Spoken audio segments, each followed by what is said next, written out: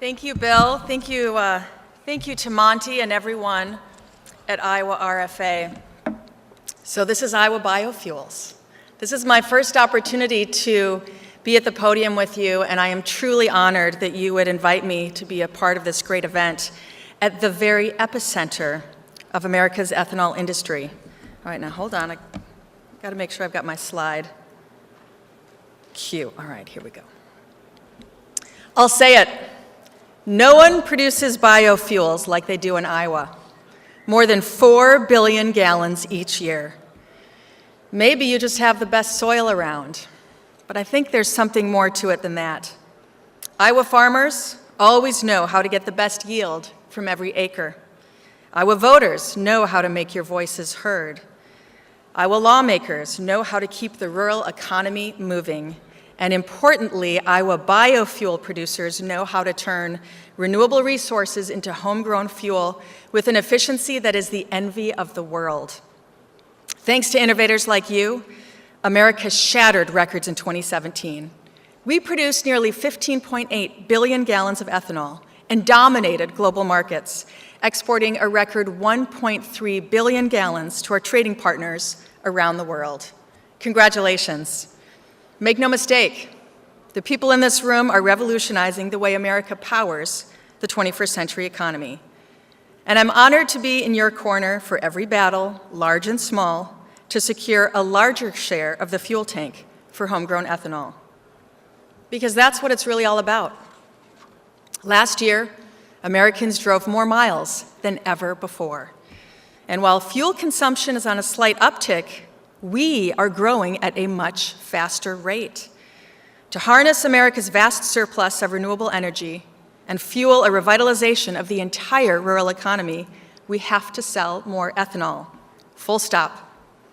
Part of the battle will be in Washington, where federal policymakers can either build up or tear down the oil monopoly that is working to keep its iron grip on consumer choices at the pump. And part of the battle is overseas, where Growth Energy, along with our industry partners, are leading the campaign to preserve our biggest markets and open new ones. With 19 trade missions under our belt last year, we're fighting to tear down protective trade barriers in China, Brazil, and Peru.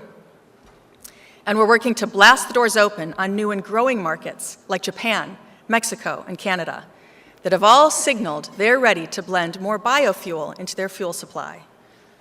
But the most exciting battle, because it is the one we have in many ways the most control over our own destiny, is one central to our mission at Growth Energy. And that is expanding the US market for higher biofuel blends like E15 by demonstrating our value to retailers and consumers alike. Winning requires strategic thinking. And part of our thinking must revolve around changing the narrative in a way that has never been tried before. We achieved that by changing the way we talk about biofuels, and more importantly, changing the way others talk about biofuels. We must recognize that a voice that carries great weight with a policymaker in Iowa may not be the same voice that will resonate with a consumer in North Carolina. And an expert who can talk passionately about the farm economy or energy security, well, that person may not be ideal for delivering a tailored, targeted message about engine performance, personal savings, health, or the environment. Simply put, when it comes to competing for market share, the message and the messenger matter. That's why we are working to make E15 available from everyone's favorite retailers in every community across the country. Thanks to our work with the Prime the Pump program and folks at Come and Go, Quick Trip with a Q, Quick Trip with a K, or Quick Star in Iowa, Sheetz and Thornton's, just to name a few, the number of fueling stations offering E15 has doubled every single year for the last 4 years. Today, American consumers can purchase E15 at more than 1,300 locations in 29 states. Best of all, when we give consumers the option, they are choosing E15 again and again. Last year, US drivers logged over 2 billion miles on the fuel. And even more exciting, they logged another 1 billion miles in just the last 3 months. Crediting the generosity of our supporters, including many in this room, Prime the Pump added 3 major new retailers to the program last year, including a game-changing partnership with Quick Trip, that's Quick Trip with a K, which successfully rolled out E15 at 300 sites in just 4 months. That aggressive approach helped to earn Quick Trip the accolades of Iowa's very own Secretary of Agriculture, Bill Northey. We're tailoring incentives to meet the individual needs of our high-volume retailers. And the goal is not to pay for all infrastructure nationwide, but to prime the pump, to hit that tipping point where competitive conditions force an entire market to flip. And we're starting to see this happen right in my hometown, the Twin Cities. Recall that Prime the Pump started off in Minnesota, working with early adopters at Minnoco. Their success helped pave the way for Quick Trip's rapid deployment of E15 pumps. Today, a new, formerly resistant retailer has started offering E15 in that market absent any support. Holiday is selling E15 at 26 stations because E15 sold elsewhere was eroding its gasoline market share. Yes. Current retail partners are also expanding their E15 footprint on their own dime. Sheetz, ProTech, Thornton's, and Murphy USA will all offer E15 at more than 200 new locations without financial assistance from Prime the Pump. Growth Energy is also developing markets beyond Prime the Pump. I'm thrilled to report that our latest agreement with Casey's will bring higher ethanol blends to 40 new stations by the end of this year. Thanks to that increase in competition and rising consumer expectations, stations branded by major oil companies are feeling the pinch and losing market share to our retail partners. Ultimately, it's that dynamic that promises to drive a cascade of investment that will spread mile by mile, market by market, delivering on our long-term vision for the program. At the same time, we're working hand in hand with these retailers to make sure they have a message and marketing that will grab people's attention and truly lift sales. Because selecting E15 or E30 or E85 is a behavior change. We know that price alone is attracting consumers. We also know that for many retailers, price, coupled with marketing, delivers an even greater lift in sales. I've spent a good deal of time getting to know our retailers in the retail environment, whether it's attending a ribbon cutting at a Sheetz in Pennsylvania, speaking to Come and Go leadership here in Des Moines, or joining retailers at their annual retreat in Brainerd. I've learned fuel retailers don't make big changes without hard data. So together, we're combining consumer research with in-market testing to determine the most effective ways to brand and market ethanol blends. In the past several months alone, we've conducted multiple tests of multiple names in multiple states at over 300 gas stations. You may have noticed one here in Des Moines. We are looking at everything from brand names to colors and taglines and pump stickers. And we're examining the kind of advertising we use, road signs versus Facebook posts. And yes, we're even looking at pump configuration to ensure that every subtle signal moves consumers one step closer to picking up the right nozzle and selecting that 88 octane button. Believe it or not, even the smallest changes can have a huge impact. For example, we've learned that when E15 can be sold through the hose on the right side of the dispenser, sales are astronomically greater than when it is sold on the left side. Some retailers have reported more than 50% of total gasoline sales are E15 when it is sold in the same hose as regular and premium fuels. Getting the marketing right is mission critical to increasing sales of higher blends. And by empowering a new generation of loyal customers to make their own choices about fuel, we can create a market demand that will make it all but impossible for our critics in the oil industry to use politics as a weapon against competition. That's why consumer engagement is our true north. We need to start a new dialogue with consumers framed around one simple maxim: know your audience. Think about your spouse, your cousin, your neighbor. The way you share an idea is going to be different with each one of them. And to be great communicators, we must develop that same understanding of all our potential supporters. That's why we at Growth Energy are no longer making the case for ethanol based on instinct and anecdote alone. We're making the case based on hard data about what others actually think and perceive and value, giving to ethanol the same advantages enjoyed by other consumer products, from candy bars to cell phones. We used to talk about ethanol as if every audience shared our own personal passion for agriculture and rural values. But don't we want to sell this fuel outside of Iowa? I'll use my family in St. Paul, Minnesota, as an example. Mom and Dad are pretty proud of me. And despite wanting to do everything they could to support their daughter, they still weren't pulling into that Minocco gas station and putting E15 into their car. Now, when I tell my mom E15 is safe for her foreign car, she's in. When I tell my dad it's higher octane for better value, he's in. When I tell my sister, the doctor, it reduces cancer-causing toxins, she's in. And when I tell my nephew, who just got his driver's license, that he's doing something good for the climate, he fills up on the tank and snapshots about his eco-friendly purchase. Millennials, women, environmentalists, gearheads, and penny pinchers all stand to benefit from better options at the pump. But until recently, we really weren't speaking to them, and we certainly weren't speaking in their language. Most of these folks use E10 every day, but they don't know it, and no one ever really gave them a reason to think about it. Fortunately, our research shows that there are millions of Americans who would gladly embrace E15 and other higher blends if they understood the basic facts and knew they had options at the pump. For example, last April, we partnered with Novozymes, Clean Air Carolina, and other local environmental groups during Earth Month to sponsor an amazing art installation called Particle Falls. This exhibit included a stunning light projection reflecting current air quality in real time in downtown Raleigh, a key E15 market. What better way to reach consumers directly than by showing them that just because they might not see it, the pollution from cars and trucks is still an ever-present reality.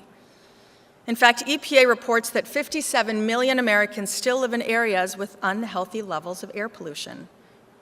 Fortunately, ethanol can help cut down on smog, fine particles, and carcinogenic compounds in every breath of air.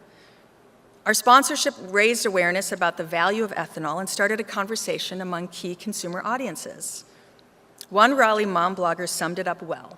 This was an opportunity to introduce Carolinians to E15 and get green and clean at the pump. And the best part, drivers could leave the exhibit and fill up with E15 at a sheet station on the way home. This is a perfect example of an all-of-the-above approach to communication, combining the power of word of mouth with art, media, and social networking. Using these tools, we can educate, spread our message, and establish biofuels as the 21st century fuel for the 21st century car. And we know these messages are penetrating because Growth Energy is no longer the only one using them. We are seeing our consumer-oriented approach mirrored by our allies, by the press, and even sometimes by our critics. We're also changing the consumer landscape by reinforcing the value of biofuels among a whole new universe of critical opinion leaders. I'm talking about the automakers, mechanics, and technicians who make or break our ability to turn a favorable view of biofuels into a change in purchase behavior at the pump. We know soccer moms will embrace cleaner, more affordable fuel. But if someone they trust plants a seed of doubt, if they see an attack ad and it makes them pause, and they ask their local mechanic just to be sure, that response will sway her.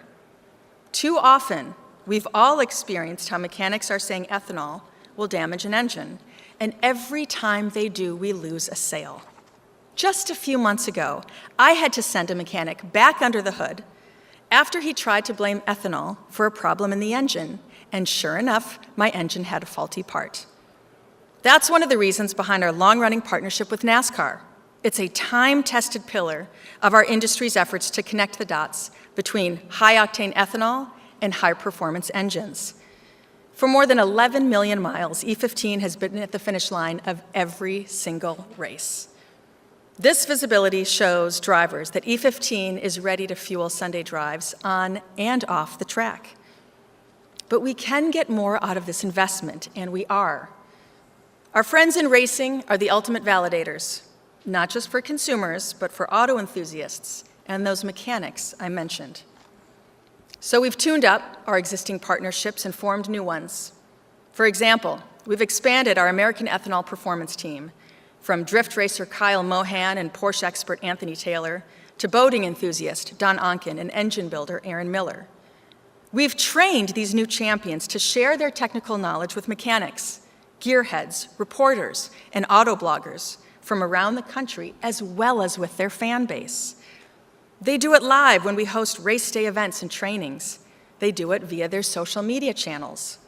On Instagram alone, 27,000 fans watch their biofuel videos every month. We've also piloted a training program developed and delivered by auto experts to reach mechanics and technical students interested in auto maintenance. And that's just the start. We're now discussing future partnership opportunities with established leaders in automotive education. These are the voices that must be mobilized to change consumer behavior and drive demand for ethanol.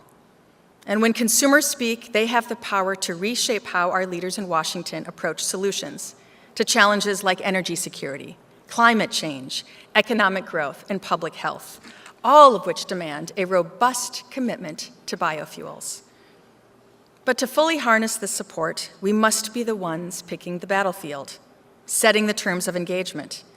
And we must turn up the volume on the voices that are best positioned to land punches when and where they matter most.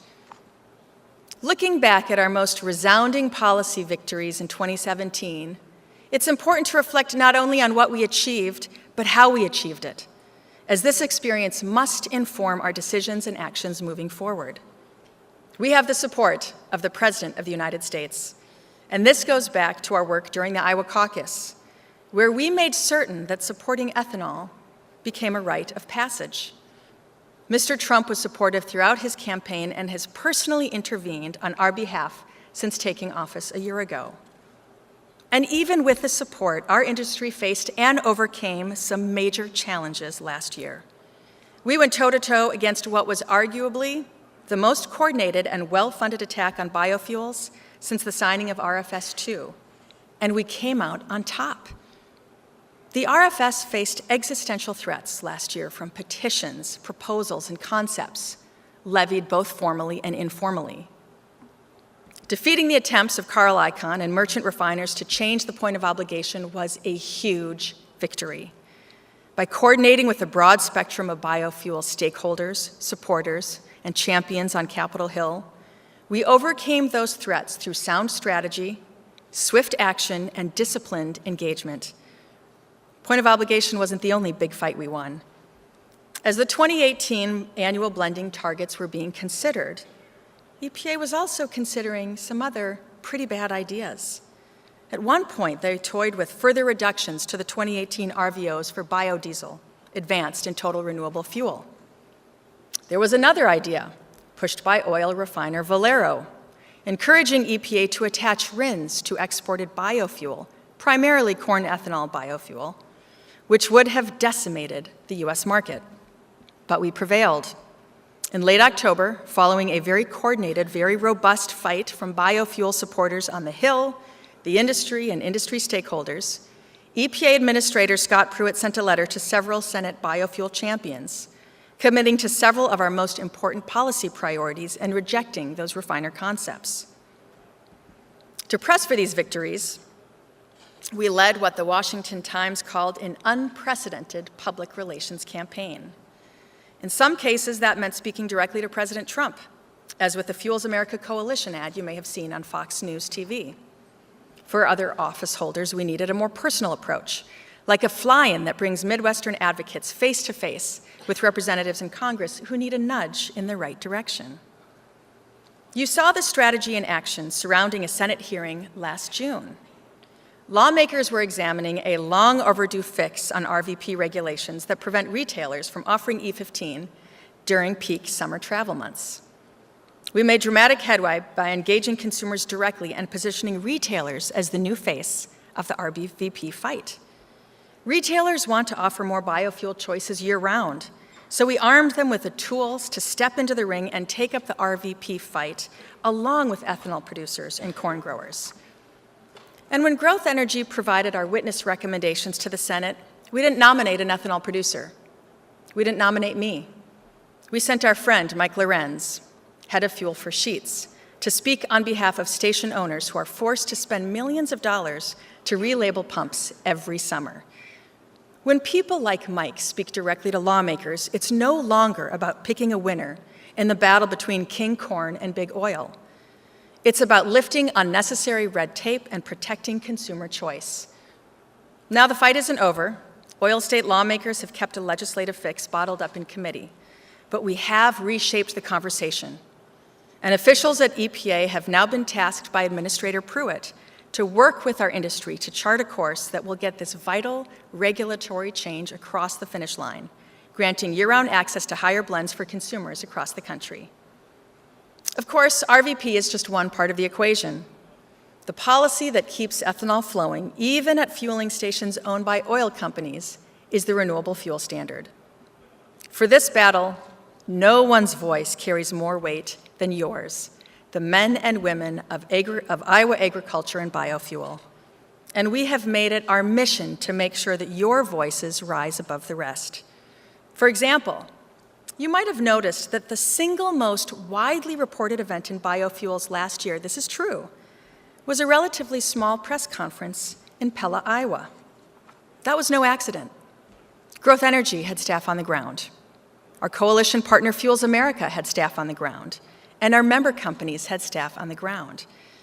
Those of us in Washington packed a war room in the growth offices to push out news alerts and circulate social media.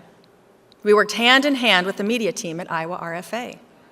In the end, Governor Reynolds stood side by side with Monty Shaw to proclaim that threats to the RFS will not be tolerated in farm country. The press conference was covered from coast to coast. And in less than 24 hours, the White House issued the following statement.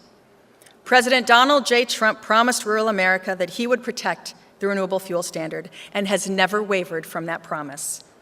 The president has had constructive conversations with several key officials about the RFS over the past week, and he understands their concerns. The Trump administration will protect the RFS and ensure that our nation's hardworking farmers continue to fuel America. Final 2018 RVOs upheld statutory targets for conventional biofuels, which provides much-needed certainty for hard-pressed rural economies. Our efforts prevailed because we used our resources strategically to turn up the volume on the right voice at the right time. Real people, that is our formula for success against an opposition that relies on front groups and pay-for-play think tanks to make their case. Just look at Delane Johnson. Delane, I'm sorry to throw a spotlight on you, but Iowa voices like yours are vital to winning this effort. When we need a local letter or op-ed congratulating Senator Ernst or Congressman Loebsack, Delane is ready to pick up a pen and help bring a little DC to Iowa. And when we need to bring a little Iowa to DC, he's ready to cross into enemy territory, join our meetings with a skeptical lawmaker, even chat with some of the less than neutral reporters we deal with every day. Our goal is to win, plain and simple, no matter who is on stage.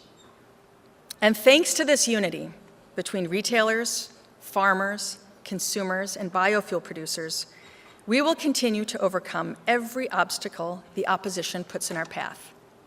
It won't be easy, I assure you. We have a tough year ahead of us.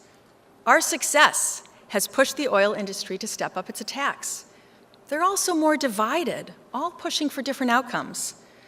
So while previous battles were perhaps once more predictable, focused on RFS targets and food prices, now we have to be ready for anything: refinery bankruptcies, fuel labels, waiver credits, hardship exemptions, you name it.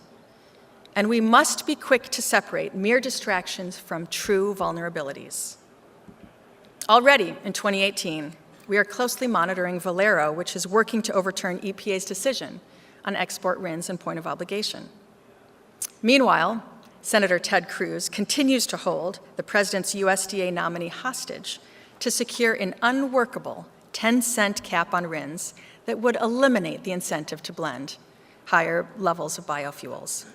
And fossil fuel advocates are gearing up to manipulate the EPA's reassessment of the RFS for 2019 and beyond. Meanwhile, these same critics are continuing their efforts to confuse consumers by throwing out misleading claims and bogus science designed to muddy the waters about the clear benefits of biofuels.